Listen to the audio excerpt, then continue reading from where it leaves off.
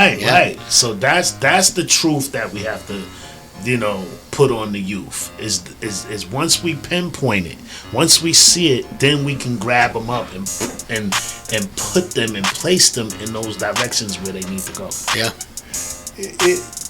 100%. I mean that's important. We have to be those individuals that lead people in the direction, because some people don't know the way. That's right. It's very easy to say this is the way, go get it, but why do people not do it? Sometimes it's confidence, sometimes they don't know the way. Talk about you and why fashion's so important to you. Well, the one thing is that they say if you look good, you feel good. I agree with that. 100%. Yeah, so I'm too tall to take a fall, man. So definitely gotta be, conscious of how I appear to the viewer. I want to look the best. I want to be presentable. I don't want to be put into a category as being a hoodlum. I'm just a young gentleman. A soldier and a gentleman. And that resonated with them. Yeah. So you're doing something, the ability to connect with people. When you're talking about making music, that's your job, right? That is your job. Can making music be therapeutic for you as well? Absolutely. It definitely helps me with a lot of challenges. You was talking about suicide and all that earlier. And I think that comes from a lot of bottled up emotions, stress and strife and, internal conflict. And music allows me to get all of that out. So right? Right. So that's the truth that we have to, put on the youth. Is once we pinpoint it, once we see it, then we can grab them up and put them and place them in those directions where they need to go. Yeah.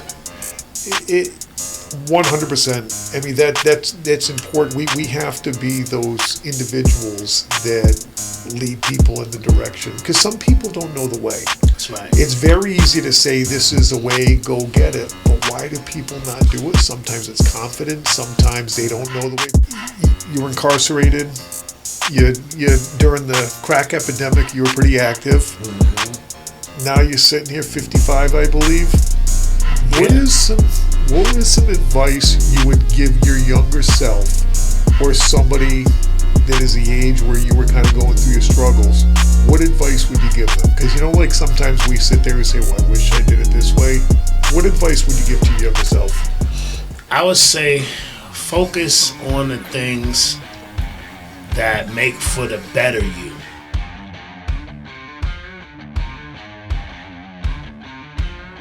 And welcome to the Apex Lifestyles Podcast. I'm your host, Bob GDMD. I'm here as always with my co-host, Dennis V. How's it going today, Bob? It's an amazing day in the neighborhood, as we say, and it's a Tuesday. Staten Island's in the house. Unbelievable guest here today, guys. It's straight from Park Hill. It's unbelievable. It just keeps getting bigger and bigger and better and better. And our guest today really doesn't need an introduction. As far as the hip hop world goes, he's part of one of the most influential groups of all time. By far. So Dennis, I'm going to give you the privilege, since you two have known each other for a long time. I've had the opportunity to meet our guest here today, and what a fantastic guy he is. Very gracious and an amazing story. I think you guys are going to love it today. So Dennis, without further ado, why don't you introduce our guest here today? Daryl Hill, otherwise known as Cappadonna, member of Wu-Tang Clan. Daryl is he's one of the best rappers in the game. He can battle with anybody, as Nick Cannon found out in Wildin' Out a few years ago when Daryl brought home the championship belt. Daryl, we've connected quite a bit. We have a story we're going to put out there someday, and what Daryl is really, really amazing with is we're going to talk a lot about today is how you hit your peaks and valleys and you continue to go to your apex. So welcome to the show. Man, I appreciate it, man. Thanks for having me. It's definitely a pleasure to be in the midst of great company, great atmosphere, great people, man. And nonetheless, also I'm over here at the Apex Dental Factory. You know what I mean? That's what I'm gonna call it. And I was blessed to, and I'm very honored to, have got some dental work done on me today. That was good for me. And I had a stressful day yesterday, but you know what they say, weeping may last for a night, but joy shall cometh in the morning. You know what I'm saying? Right. So I'm feeling quite joyful right now, man. And I just want to, open up a little bit about, the adversities, that, plague my life and set me off in various directions, but being able to persevere, is definitely one of the things that we all must face. Like there's a scripture in the Bible that says, "Yea, though I walk through the valley of the shadow of death, I shall fear no evil, for he is with me, for his rod and his staff, they comfort me." And to me, what I like to explain to people who admire my work and admire my teachings and the things that I do is that you don't get over on everything. You can't get under. You can't get around. Sometimes you gotta go through. Yeah. You gotta go through it to do it. Yeah, even though you might be scared about it, right? That's right. You could be scared. You could be fearful. You might have lack of knowledge. Confidence. Some people are not physically built for certain things. You know what I mean? But like the scripture said, "Yea, though I go through." That's the word. Through the valley. That's right. Through the valley of the shadow of death. And the adversities and the struggles are the product of power. In other words, going through these things stimulates the fire inside you that builds your character, that makes you chosen or appointed for the situation that you about to inherit. You know what I mean? And that goes back to, I hate to get so biblical, but Jesus, he had to get beat for doing righteous deeds. He got beat, and not only beat, he got killed for doing righteous deeds. But that conflict is what gave him the power to be the Christ. See what I'm saying? Yeah, man. Because he sacrificed his life, which is the ultimate sacrifice of them all. It's to sacrifice your own life for the ones you love. I mean, beautifully said, man. It's interesting. Last night I did an author event, and somebody that I grew up with, I actually played basketball with in high school, he wrote a book called Out of the Basement, and he put a picture of a door, okay? And it talks about a lot about depression. It talks about thoughts of suicide. And one of the things that is, you have to go through that door at some point in your life. And sometimes you can do it by yourself. Sometimes you can do it on your own.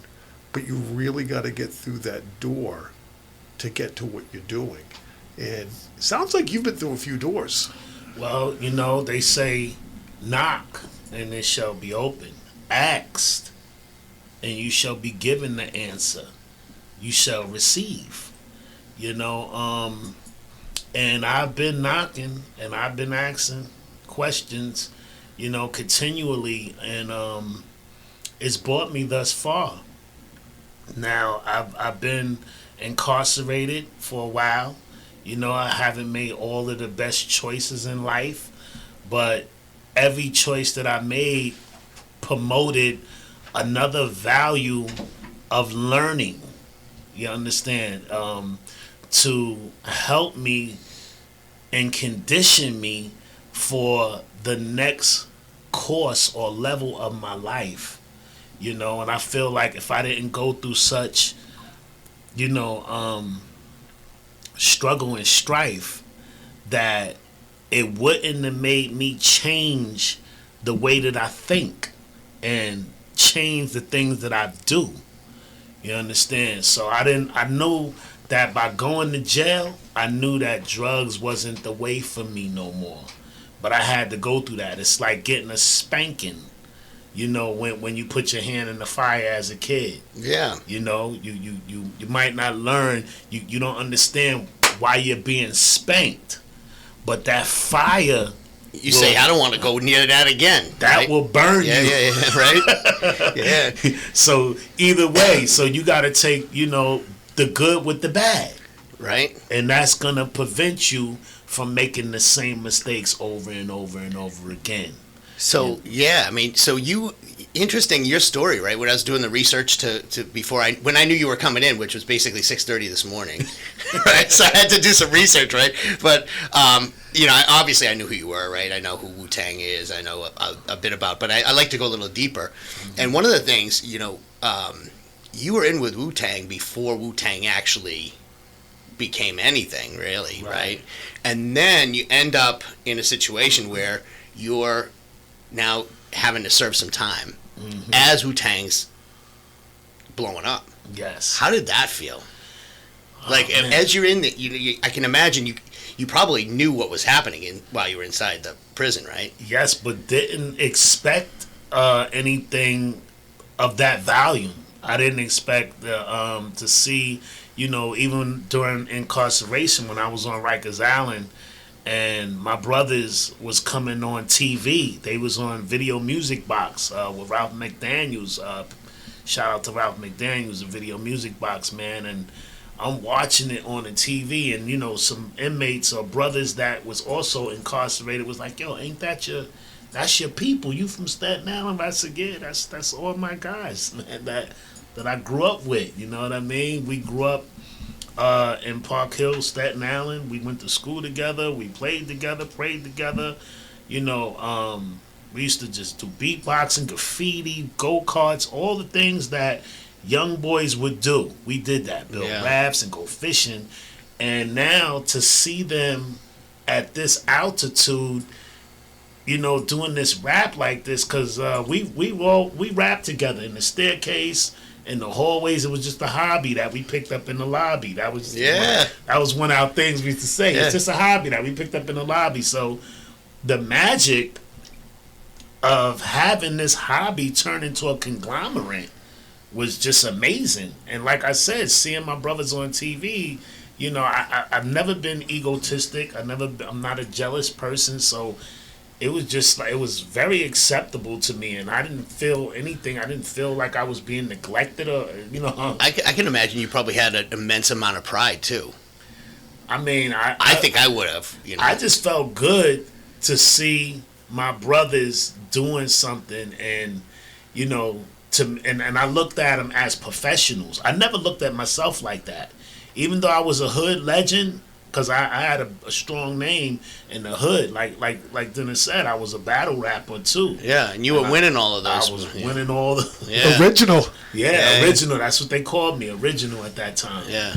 And, you know, so, you know, I just didn't really think nothing of it. I didn't even know that when I came home that they was setting me up to put me down with the group.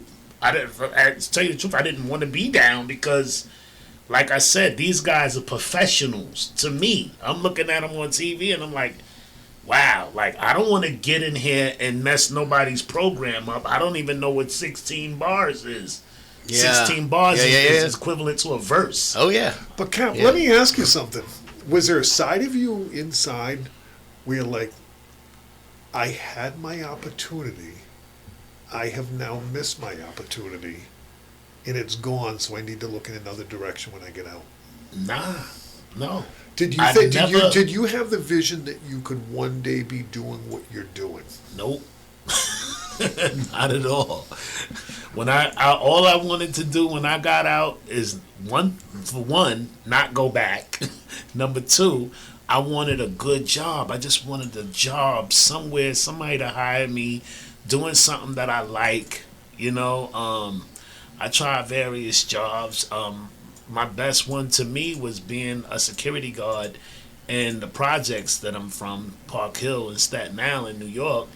That, you know, it was for the project, so I didn't really have to travel too much. Came down right downstairs, and my uniform on, walkie-talkie, and all of that. Wow, couldn't believe that they was even give me this job, you know, with my record and all of that. But I was good. I was able to inherit the job, and the thing you said about pride, Bob, is that, yeah, I had to swallow my pride. Remember, this is the same place where I used to scramble narcotics. And now, here it is, I'm a security guard, and I got to wear this uniform Yeah, with right. the walkie-talkie. It's Someone's crazy. like, oh, you're a cop now? That's You know kind what I mean? of that's kind of ironic, right? I mean, yeah, right. And to be in the projects and, you know, dealing with a certain amount of financial gain as a hustler, and now I'm on a salary, minimum wage. That's or gonna be whatever. so hard too, right? So I had to swallow any pride that may have presented itself to even be in that position.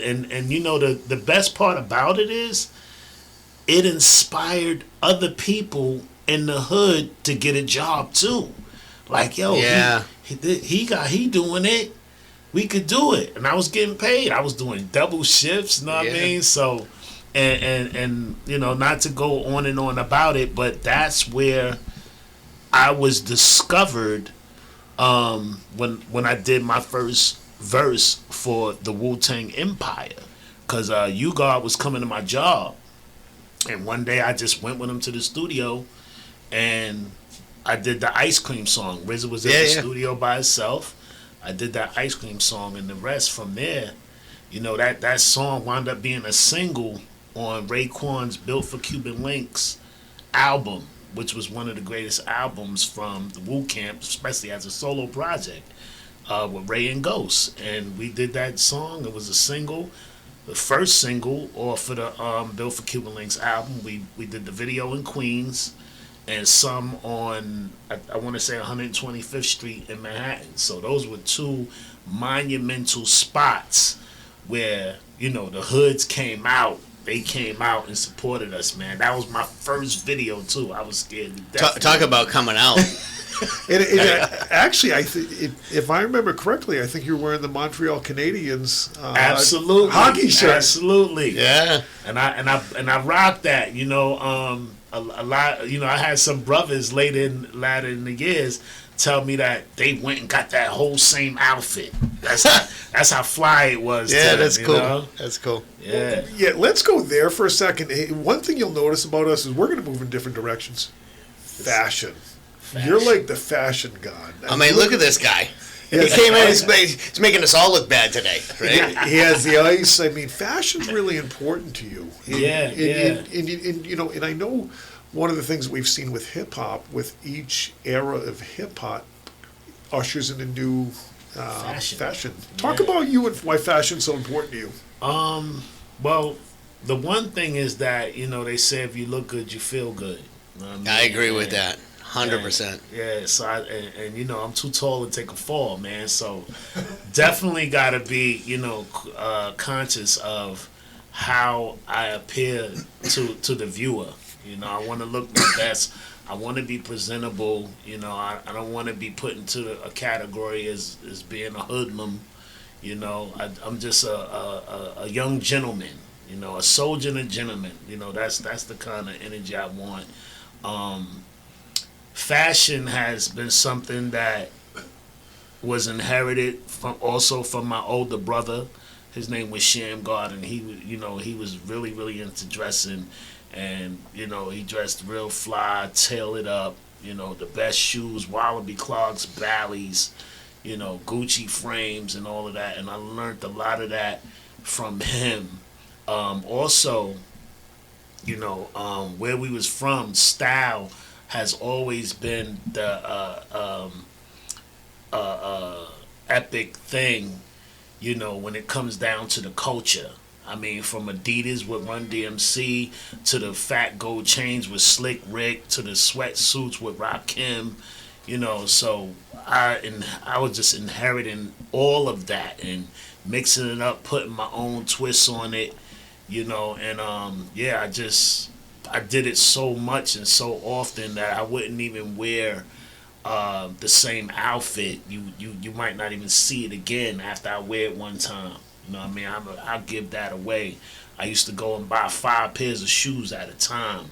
10 pairs of slacks at a time. At 15 years old, I didn't even own a pair of jeans. I wore slacks, shark skins we used to call them.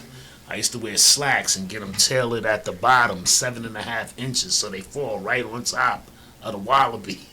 The wallaby club. And Wayne Scott, London Fog, Aeropostale, and just doing the most, at a very young age. I didn't even carry a book bag. I carried a briefcase. My son did that too. He did. I kid you not. Dennis knows Joshua really well, and he would carry a briefcase around, and he would wear a full suit in high school. See that? He from my era. With briefcase, everything. And he's graduating college this year, and what? I'm getting him a tailored suit. Congratulations to him, man. That's going to be his gift from me, is a tailored suit. He was born ready. Yeah, that's what it is. He was born ready, man. Sure. So that's what it is about. That's what the fashion's about. And it's about standing out. Not blending in.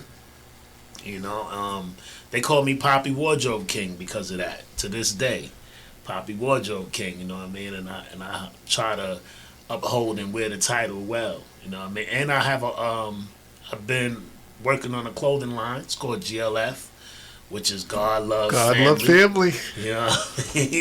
So definitely out here working on that. I got some starter jackets, some shorts, hats, and t-shirts, a little bit of women's clothes here and there. And yeah, that's based out of Massachusetts. You know what I'm saying? Amar Devon is the CEO, he's vice president of GLF. So if you go to www.glfent.com, look it up. You can get some clothes from there. Hurry up and get the jackets. I just got them. Green, white, blue. You know what I'm saying? Red. It's a few colors in there. You can splash around. And I also got the senior logo, which is also GLF, but it's just a little different, a little more casual.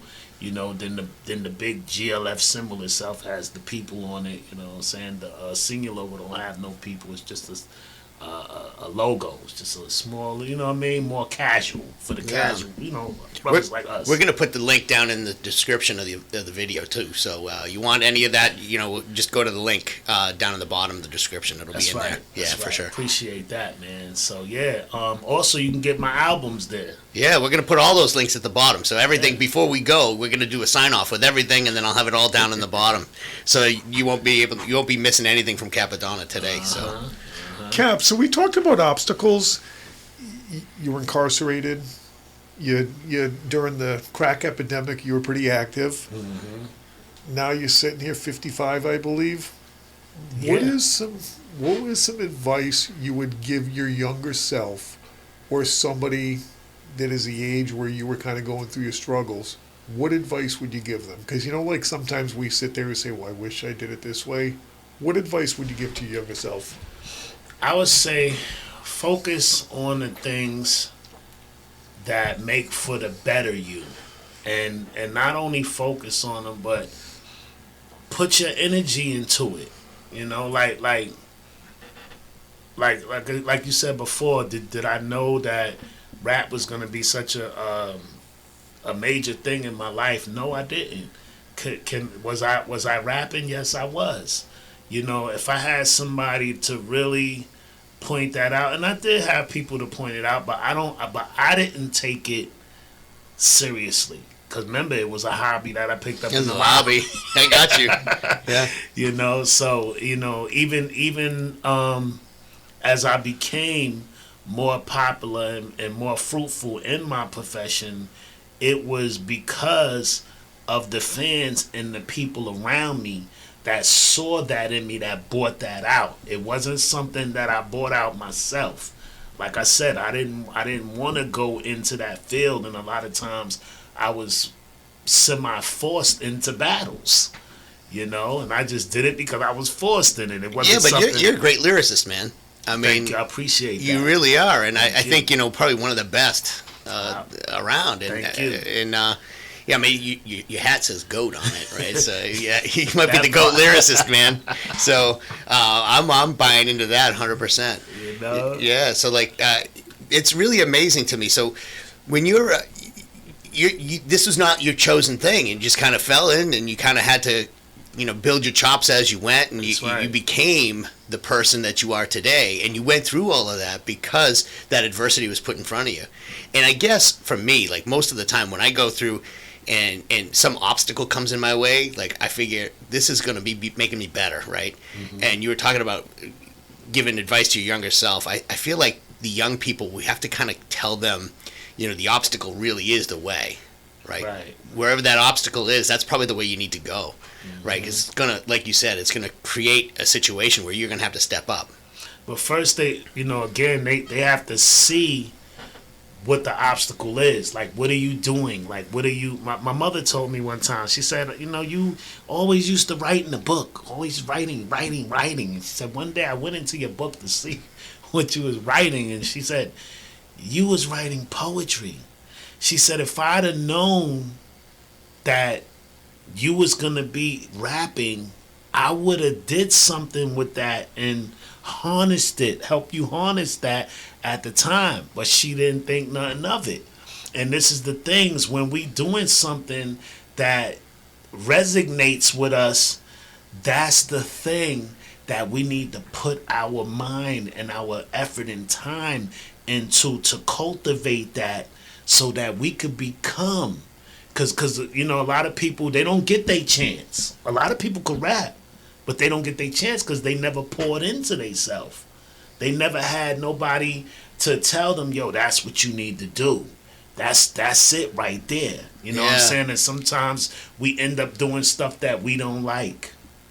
Yeah, maybe what you're hitting on, I think, is having good mentorship and good people around you to kind of help you point your path. And that's like, I think we need people like Dennis in the world, right? To be mentors and help people down the path like that. Yeah, that's a good point, man. I love that. Caps, you know what the thing is? No, you go first. I cut you off. Well, no, I was just gonna, to add on to what he was saying. That's how me and Dennis, bumped into each other too, because of the things that he was doing with other artists, and I saw that, and I was like, yo, maybe I can do that too. Maybe we can collaborate, and we've been collaborating. Absolutely. I don't want to go too much. I don't know if you want to know the juice about it, but we doing things, man. Yeah. And that's what it's about, and he's bringing that out of me.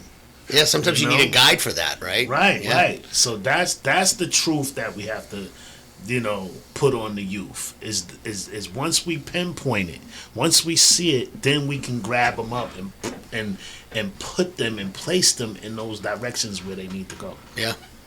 100%. I mean, that's important. We have to be those individuals that lead people in the direction, because some people don't know the way. That's right. It's very easy to say this is the way, go get it, but why do people not do it? Sometimes it's confidence, sometimes they don't know the way. Maybe they weren't taught the right way, and they need somebody to show them the way. That's like, we go back to that, that door. Some people run through, some people avoid the door their whole life, but the important thing is getting through the door and hitting your apex to do that. It's really, really important. Because the door also represents the key. You know what I mean? Yeah. Because you need a key to get in that door sometime. And sometimes the key is just having not just knowledge of the things you're trying to pursue, but knowledge of yourself. A lot of people don't have knowledge of themselves. They don't know that they possess a quality, or they possess some know-how, or they possess something that people want. Like, I didn't make myself a rapper. I didn't make myself a successful rapper. You can't do that. The fans made me who I am. But you know what the thing is? Something that I think is very important in life is that we have to connect with people. That is one of the things. So I disagree with you a little bit because you say the fans, you, through your music, connected with the fans. And that resonated with them. So like you're doing something, the ability to connect with people. When you're talking about making music, that's your job, right? That is your job. Can making music be therapeutic for you as well? Absolutely. It definitely helps me with a lot of challenges. You was talking about suicide and all that earlier. And I think that comes from a lot of bottled up emotions, stress and strife and, internal conflict. And music allows me to get all of that out. So right? Yeah, it allows me to get it out. And in turn, it also helps other people because they listening and they like, wow, that's what I probably need to do. So I try to put the best raps together to basically, what do they call it? It's like psychology. It's like I'm giving counsel also to my listeners, to letting them know how to deal with the adversities of life. Well, you know what the thing you don't realize? You're in the public eye. Mm-hmm. You have people listen to your music, and you have a larger reach than a lot of other people. As you know, we were talking a little while ago, one of our guests a little while ago was Daryl McDaniels. And DMC, we all had the Adidas. Mm-hmm. We had the posters on our walls. And he was the first to do many things. And really probably one of the most amazing things he's done, he's one of the first people in hip-hop or in the industry that came out and talked about mental health. Mm-hmm. And made it okay, because we came from an era where you didn't talk about your problems. Right. He has made it okay to talk about mental health, to talk about getting your problems and getting them out there. And so when you guys do this, you're really reaching out to many different people who look up to you. Yeah, let me tell you, for me, music of all kinds, I'm just a music lover of all kind. For me, music is like what emotions sound like. Do you know what I mean? So when I put a track in, a lot of times it'll bring out an emotion that I didn't even know I had to deal with. Do you know that? And a lot of times, so I love cars too, and I have some pretty cool cars, and someday we'll talk about that. But a lot of my therapy is going in there, and one of them has, like this killer bow system in there, and it's a rolling rock concert, right? So that thing gets turned up all the way up to 11, and what kind of car is that? That's the new C8 Corvette. Ooh, we call them whips. Yeah, it's a whip for sure. Yeah, so that thing's quick, but I'll take the top off and crank that thing right up, and it doesn't matter the track, it'll just help me deal with. Sometimes I just tell my family, I'm like, I gotta go for a ride, and really it's not about the drive, it's more about listening to the music loud. While you're driving, it's therapeutic. Yeah, for sure, 100%. Wow, that's a beautiful thing, man. And a lot of us, LL Cool J had a song back in the days, "Cars Drive By with the Booming System." Yeah. Cars Drive By with the Booming System, and that has always been, one of our go-tos in the hood, and I think it may have started from there, because the more conservative and suburban areas, that ain't what they do. That's not something that they That's what this guy does. That part. Like I said, but look where that's where it comes from. It comes from us. Disturbing the peace and being able, because we just want everybody to hear what we're hearing and how it's making us feel. 100%.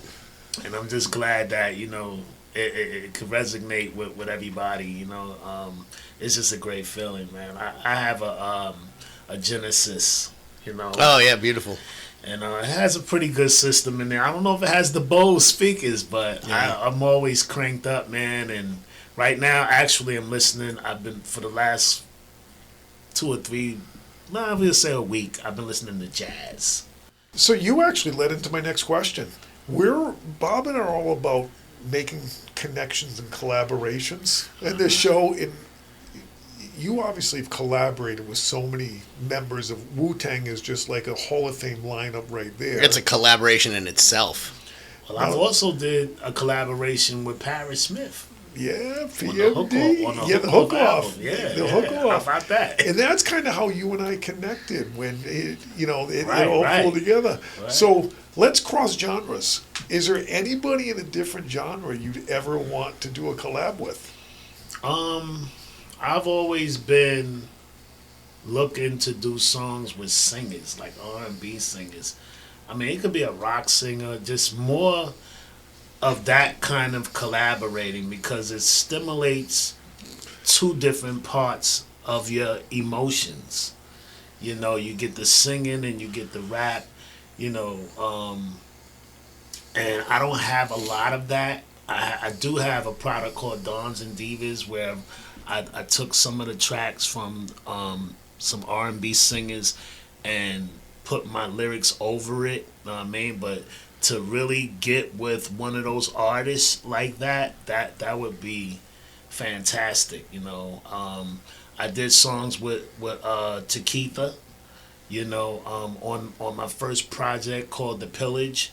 We did a song called Black Boy, and she's singing on that song. That was one of my singles. We did a video for it in Coney Island. You could go check that out. Great album. Great album. That was my best work. Yeah. Gold. I took a gold plaque in 2 weeks. I think that Wow. was a Wu-Tang record, if you ask me. That's crazy. 2 weeks. Yeah. In 98. So that was the Pillage album. And I've been in competition with myself. I don't need no other competition, because I'm in competition with myself, and I've been in competition with myself to try to beat that classic album or to do anything like it, and it's been a challenge ever since. So who's your number one pick? Like, if sky's the limit and there's no, the universe wouldn't say no, who would you work with? Wow. Because you never know, they might be watching.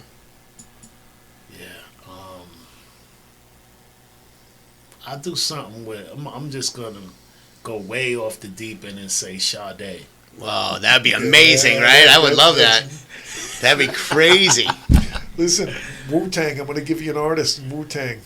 Give me a couple words that describes him. RZA. RZA, he a genius. He remind me of Einstein. You know what I mean? Because he could just take a regular thought and turn it into $1 million project, and that right there, that's a talent in itself, and shit, he put all of us together, and made something of it. Sometimes we'll just go in the studio and lay verses. When we come back, it'll be a whole different song. Perhaps he could turn it into a movie. That's crazy. Yeah, that's him. Jizza's more. He's a genius. Like his wordplay is very punctual. He don't waste words. Like, this guy put, the most intriguing bars together with very few wording, and that a gift in itself. And not only that, he's like a supreme chess player. Like, that having the ability to know what's gonna happen before it even happens, that's considered prophecy, bro. Yeah, no kidding. You know what I mean? So I look at him like that, and he was very inspirational, because my mentor, which is Scotty Waddy, one of the guys from the block who had the most inspiration over me, being able to write rhymes and put rhymes together. He used to be with him. Jizza used to be with Scotty Waddy a lot, and first time I seen Jizza in a block party, and I was like, yo, who's this dude now? Like, you know what I mean? So yeah, I got some inspiration from him. Raekwon, the chef. Raekwon, he's always been fancy with the words. He got big game, and I think a lot of that comes from his uncles and aunts, Uncle Rico and all of them, and how he grew up, and I would just his wordplay is really swift and changeable. It's like the street anthem.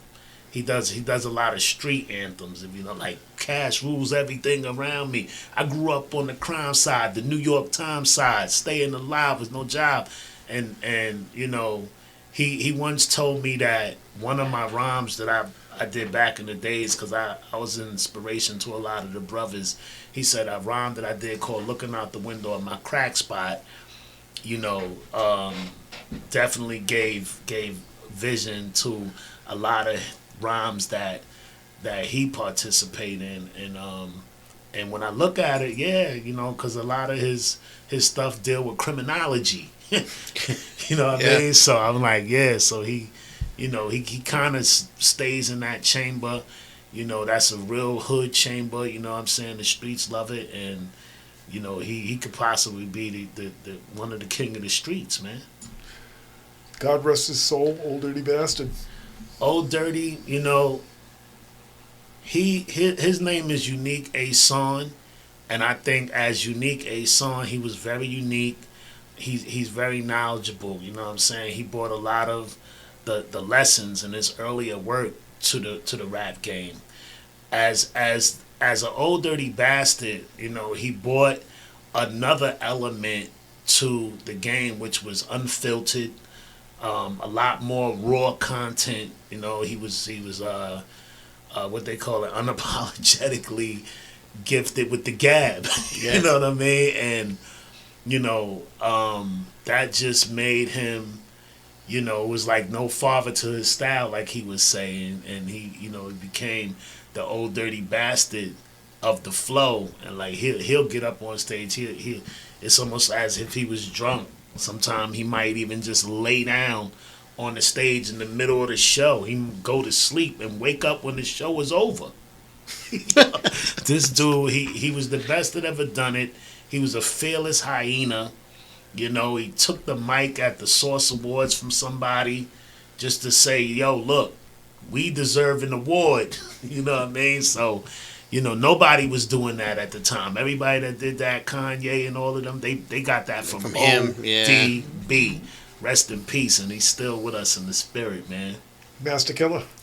Master Killah is more, he's subtle. Definitely has the killer instinct. You know, he's more serious about his lyrics, serious about life, you know, serious about the 5% Nation, which is the Gods and the Earths, you know what I mean? Produced by Clarence X the 13th.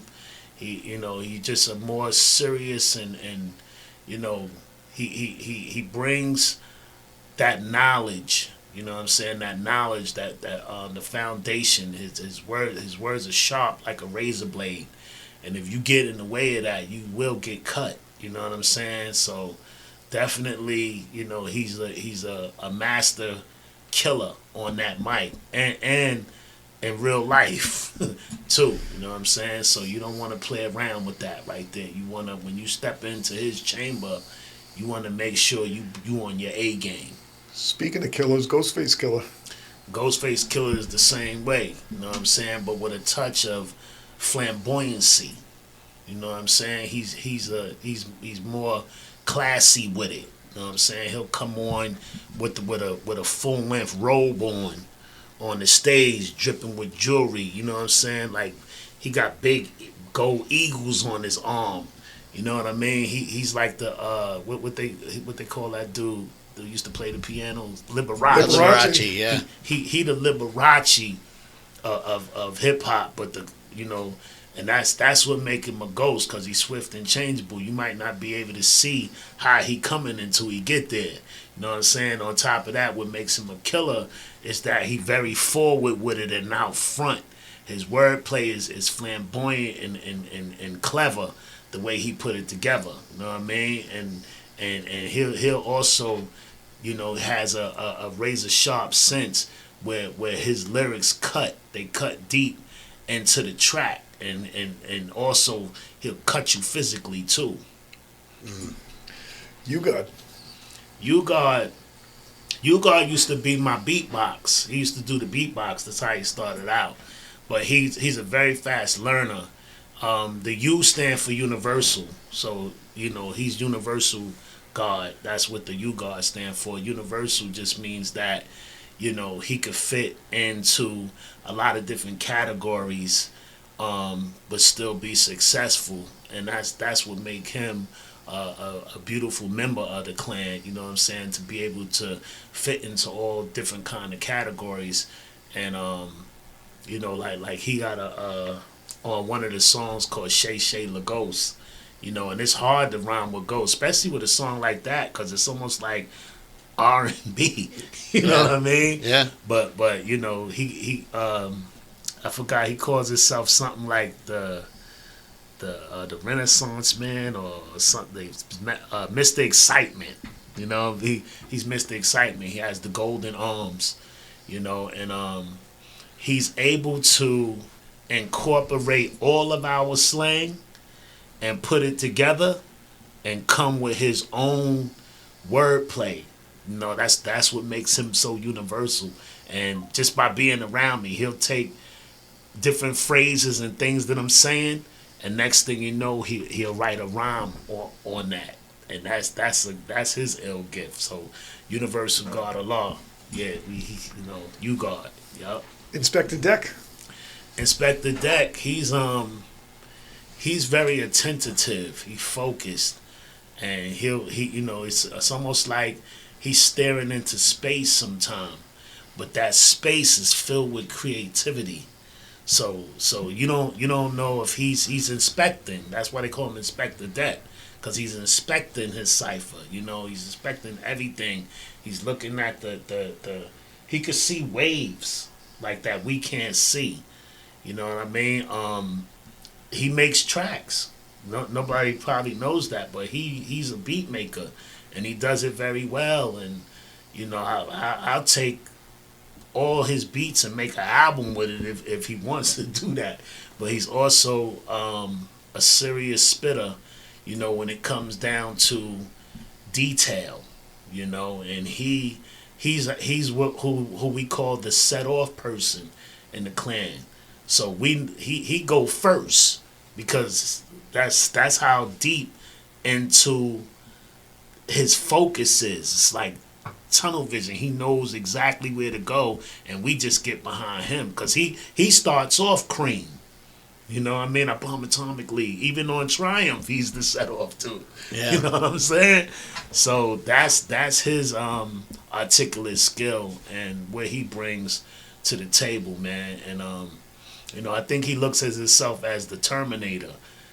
So he come in, just terminate the track from the door. You know what I mean? And like I said, he just focused, man. He's an inspector. You know what I mean? And he the first one on deck. Method Man. Method Man he's the star of the show. You know what I mean? And how he incorporates that is the fact that he deals with the foundation of rapping, which is more nursery. He has that nursery flow. Patty cake, hey, Baker's man. So we all, the child in us is attracted to Method Man. And it keeps him young. It keeps us young, and he has that energy. And, he's very animated as well. And I think that comes from growing up. He read a lot of comic books. He has an exclusive comic book collection. So he, cool. Yeah, so yeah. He's been, able to, as, you're looking at comic books as recreation, but the reading is what fashioned his mind. He has a very good Memorex. He's able to remember these lines very quickly, able to lay them down, and also that gave him the ability to become a great actor. So he does a lot of movies, and again, like I said, man, he has that nursery style of rhyming. He did the collaborations with a lot of the greatest artists, including Biggie Smalls, Mary J. Blige. He's able to jump into any arena and make it happen, and that's the method that makes him the man. How about a guy named Daryl Hill, original Cappadonna? Let's tell us what you think of him and what's his delivery. To me, I'm just witty, unpredictable, and you just never know what I'm gonna do or what category I'm gonna fit into. I don't even know sometimes. They call me original. A lot of things I do first. I'm always exploring and looking for different avenues to go down to. So my music, if you follow any of the albums that I got, they're very sporadic. Some of them are on and off beat. You know what I'm saying? And I just build on various topics. I like to call myself a freedom writer. Because I write to feed the minds of those who mentally enslaved. And I love that. Yeah, you know what I'm saying? So I love that, actually. Yeah, because you know what? Like we're partially our own problems, right? That's right. Right. And in doing so, I'm also freeing myself, of the barriers that sometimes held me back. And like I said, getting that out really helps a lot. It's like being your own psychiatrist. Yeah, it's therapeutic. Yeah, because sure. A psychiatrist is one who listens, who's just gonna listen to your problems, write them down, and then tell you, what they think might work for you. You know what I mean? But if you studying yourself and you studying what you're doing, then you can also find out what works for you. You don't even need them. You don't need that kind of help. You know what I mean? For the most part, what they're trying to do is they're trying to guide you so that you're doing the work and working through it. Uh-huh. And a lot of time people are looking for those answers. Hey, tell me what to do. And it's like, you have to work through it yourself with the guidance and the mentoring that we were talking about. Yeah. But that goes right back to what? Practice what you preach. 100%. 100%. Practice what you preach. Like I said, she couldn't give you that if you didn't tell her. She can't just give you that by looking at you. Yeah, that's true. So if you telling her that, and then she's coming up with analysis, that means, you should practice what you preach. Because you know what you're doing, and you know even more than her. You're only sharing what you willing to share. Yeah, she's actually being a witness to your own self, right? And it's basically like a mirror. Yeah. Right? And she's mirroring back, right? She's a Jehovah's Witness. Yeah, right. Right. So let's change gears a little bit. I think you guys have we were talking earlier. You have you have some plans coming up in August and in the fall, right? I think in September there's going to be some stuff going on, and I think you were talking about maybe hopping over the pond. Yeah, a little bit. Over the pond, probably remember what we used to call that when you make the rock? Skimming it. Yeah, you skipping the rocks, right? I'm skipping on the pond. Word up, Cappadonna. You already know. But September we got the residency. I think that's the 27th, 28th. The whole Wu-Tang Clan. We coming out with the band, screens, whistles, mirrors, all over the place. We gonna be doing it. The residency. The venue is right inside of the spot, the Virgin Hotel. You know what I'm saying? So right off the strip there, right in Vegas. The strip. Yeah. I like it better too because you can go out. It's not confined like the rest of the Vegas be. You can gotta go through the tunnels and all that. Nah, you could just walk outside, go to the store, come right back. You know what I mean? So I like that about the Vegas residency. They still have all of the games and food. And you guys are the first hip hop act to have a residency in Vegas. First hip hop. That's amazing, right? That's right. So that's congratulations crazy. To that. Thank Vegas for that. I think there might be a road trip, Dennis. Oh, there's definitely a road. This is road trip. This is one that's happening. Yeah, right. This is definitely happening. Road trip, Vegas, baby. Let's go. The whole Apex Dental Clinic. The whole clan is coming out. The whole Lifestyles Committee is coming out. Absolutely. Yo, be there, be square. I'm gonna definitely be there. You know what I'm saying? We're gonna try to get them some tickets. You know what I'm saying? So they could just get in and walk in, with royalty. Royalty is loyalty. Absolutely. You know what I'm saying? Oh, also in September 18th, it's my birthday. You already know what it is. Let's go. Celebrating that. August, probably be in Paris. Late August with the Olympics show out there. My man Oliver from Paris putting that together. He's controlling all the entertainment for the Paris Olympics this year. You know what I mean? Late October, I'm gonna be doing a Europe tour. So far, we got like 6 or 7 dates. You know, they still got to send those deposits in, so you know, just keep that in mind, just in case anything go wrong. Yeah. You know, it's all about, transparency, man. And I just dropped the album. Yeah, talk about the album a little bit. That's an interesting talk. Let's talk about that. Yeah, the album is called Fire and Brimstone. Featuring Addie Mac and Warren Beatty. It's about, I kept it real simple, probably like 9 tracks on there. Because the attention span of the youth today is very short. You know what I mean? Yeah.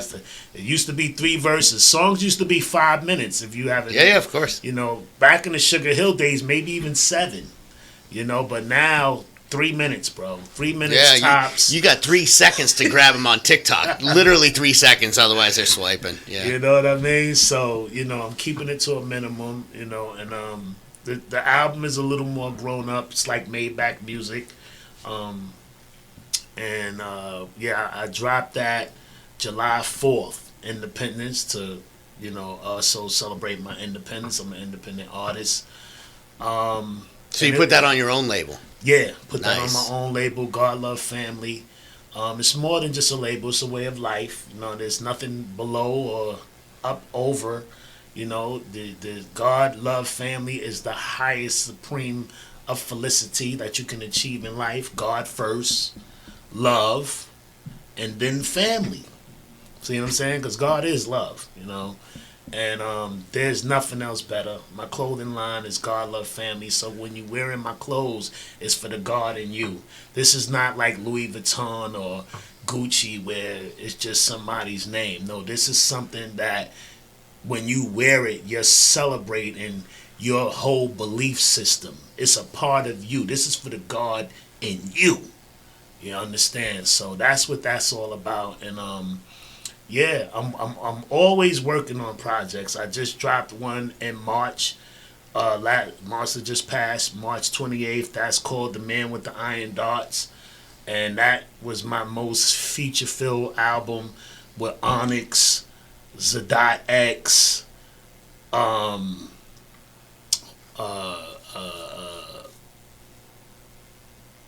Planet Asia, so many people, Killer Priest, Master Killer, Inspector Deck, Aguilar, just major features on there. Godfather Part 3, you know what I'm saying? And it's produced by Iron Sheik, some Iron Chamber music. I did all of that recording in LA, which was good for me, just to be out of my comfort zone. I like to move around. And that joint right there, the first song I did off of there is called Math. There's a video right now out. DJ Matt the Max did the cutting and scratching on there. And Math is something that, governs, our time. Time is the observation, calculation, motion of matter. That without motion there cannot be time, because time was based upon motion.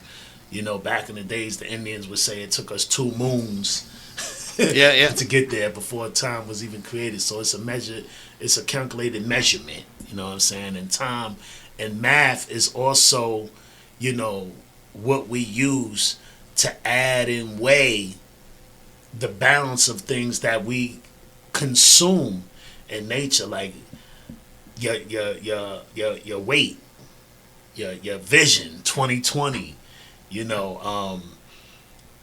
how the earth and how much the earth weighs, how far the sun is from the moon, all of these measurements and things that we can add up. 1 and 1 makes what? It could make 2, or 1 and 1 could make 1.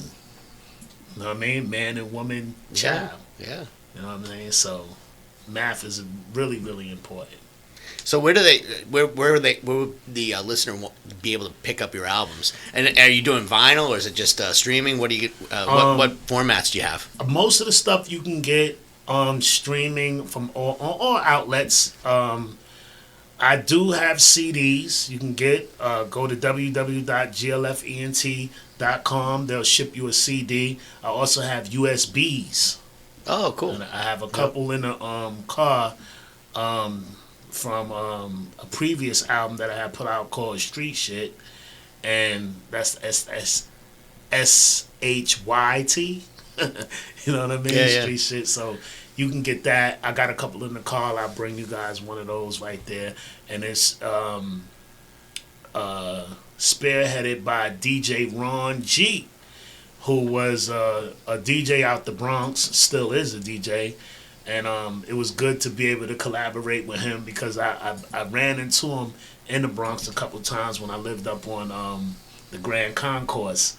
And, you know, it was just beautiful to get him to come out and do this mixtape with me, man. So I got that. And the best part, I just wanted to hear him get on there and be like, Ron G! Yeah. Because that's what he used to do on the tape. And I used to be like, yo, just keep saying that over and over. You know what I mean? And shout out you, your crew, and everybody. Big up to Amar Divine. You know what I'm saying? And everybody else who participated on that, man. And like I said, man, I'm coming with more albums. I don't have no reason to hold back this music. I just want to get it all out there. I'm a rapper, and that's what rappers do. We make music. Yeah. And I just want to pull it out. It's not a lot of labels no more, like Sony, Def Jam, and all that. You know, the music has went AWOL. You know, labels went AWOL, and you know, you could barely get authenticity at this point in originality. Everybody sounds the same. You know, the industry is kind of gridlocked. They're not letting nobody in. A lot of times they're not letting nobody out. You know what I'm saying? So like I said, I'm going to keep on pressing, keep doing what I do. I hope people gravitate towards it. I don't know. You know, the one thing I learned that you have to go to Spotify. You have to go to iTunes. You have to go here and there and here and here to find the music. What's wrong with coming to www.glfent and getting my music from me? Why do I have to give it to somebody else? People act like that's a problem. Are you sheep that only wants to go where the rest of the sheep is going? Or can you just make up your own mind and go to the source? You getting it right from me. Sometimes I run my own Instagram page. If you get on there, you're not talking to a ghost, you're not talking to somebody who's running the page, you're talking directly to me, and a lot of times I do respond. I even deal with the trolls. There's a lot of those out there, man. I'll tell you that. So what's your at? My at? Yeah, your IG, your Instagram. Oh, my Instagram is official Cappadonna.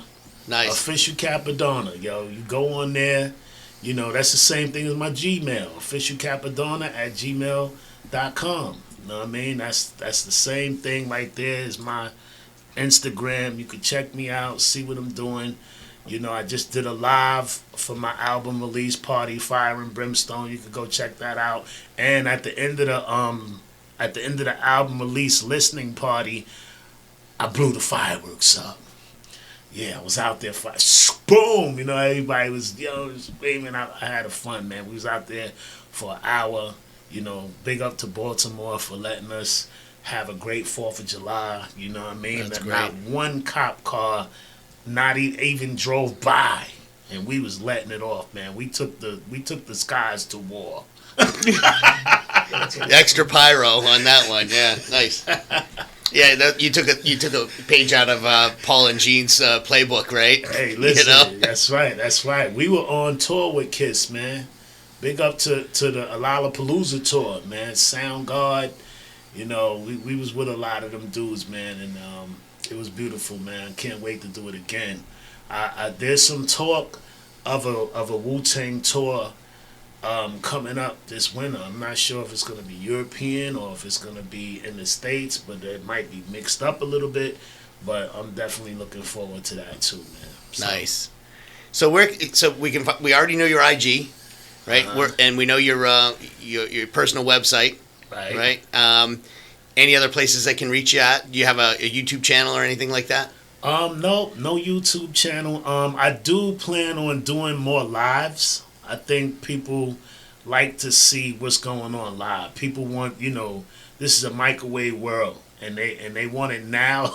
Yeah, it's crazy, right? Now or never. Yeah. They want it fast, you know what I'm saying? And I just think that, me being able to interact with people, and if there's any other things that I could do, like I said, share your advice with me on the Instagram. Talk to me about your issues. Talk to me about any and everything spiritual, from religion to children.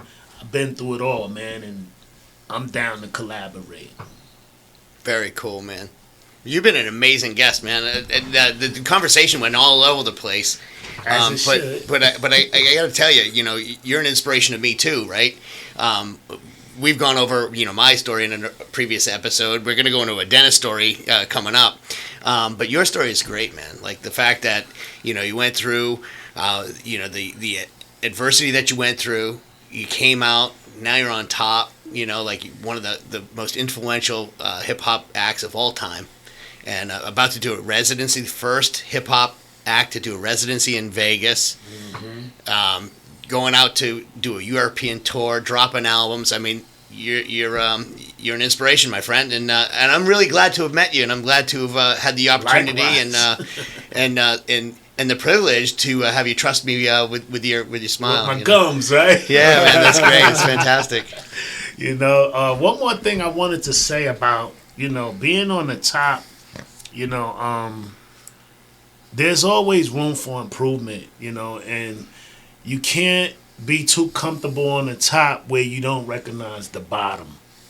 Because what happens if you get too far up on the top and don't recognize the bottom, when you fall, or if you fall, then it could become some very unfamiliar territory, and you could lose your sense of direction. You can lose your sanity. So, I always try to, even at the top, my mind is still in tune with the medium.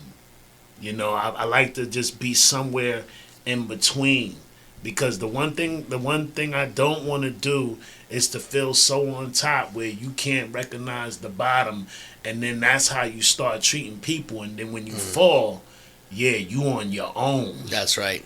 See what I'm saying? 100%. So I never forget where I come from. 100%. Words to live by, my friend. Yeah, for sure.